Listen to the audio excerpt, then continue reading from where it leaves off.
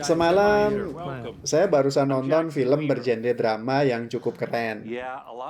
Judulnya Percy. Film ini diproduksi tahun 2021. Bercerita tentang perjuangan seorang petani tua berumur 73 tahun yang bernama Percy Schmeiser melawan perusahaan korporasi besar bernama Monsanto. Film yang diadaptasi dari kisah nyata ini berlangsung di Brno, Saskatchewan, Kanada pada Agustus 1998. Tokoh kita bernama Percy bersama istrinya yaitu Louise sebenarnya cukup sukses dan damai menjadi seorang petani ganola selama generasi bergenerasi. Mereka hidup di pertanian bersama anak dan cucunya. Percy baru saja panen dan menghasilkan uang yang cukup banyak. Hingga satu masalah muncul. Suatu pagi dia mendapatkan surat tuntutan dari Monsanto. Dia dituduh mencuri benih Monsanto, mengembangkannya dan menggunakannya tanpa izin. Dalam tuntutan itu, Monsanto meminta seluruh benih ganola milik Percy diserahkan ke Monsanto. Tentu saja Percy menolak karena merasa benih itu miliknya dari teknik pembenihan yang diwariskan oleh kakek buyutnya.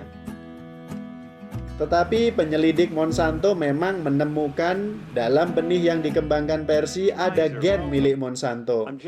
Hal ini terjadi karena kontaminasi secara tidak sengaja dari pertanian milik tetangga Percy.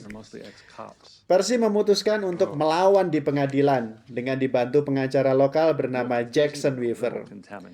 Dengan taruhan, apabila kalah, Percy wajib menyerahkan semua benih miliknya dan membayar semua tagihan persidangan, termasuk membayar pengacara perusahaan Monsanto yang jumlahnya lebih dari 5 orang dan tentu saja pasti mahal. Ada karakter lain, yaitu Rebecca Salkau, seorang aktivis lingkungan yang gigih membantu Percy untuk menyuarakan fakta bahwa korporasi besar sedang menguasai dan mengontrol pasokan makanan, mulai tingkat lokal hingga ke seluruh dunia. Bahkan Rebecca mengajak Percy untuk keliling dunia sampai ke India. Di sana pun juga terjadi hal yang sama, banyak petani yang bunuh diri karena ditipu, dibohongi oleh perusahaan-perusahaan besar seperti Monsanto. Percy dan pengacaranya kalah di persidangan tingkat kota dan berhutang sekitar 15.000 US dollar pada Monsanto. Dia tidak menyerah, dia memutuskan banding ke tingkat provinsi. Di sini pun Percy kalah dan sudah berhutang 150.000 US dollar kepada Monsanto dan para pengacaranya. Pada titik ini, Jackson, si pengacara Percy, sudah menyerah dan menyerahkan surat pengunduran diri. Dan Percy pun bersama istrinya Louise sempat berpikir untuk menyerah juga dan menjual semua aset pertaniannya, ladangnya untuk membayar biaya persidangan dan pengacara ke Monsanto. Tetapi tidak diduga Percy kembali memutuskan untuk terus naik banding ke tingkat pengadilan Mahkamah Agung. Dan seperti biasa, Jackson, si pengacara Percy, satu orang melawan lebih dari 5 orang pengacara Monsanto. Tidak terduga, ternyata di Mahkamah Agung Percy menang.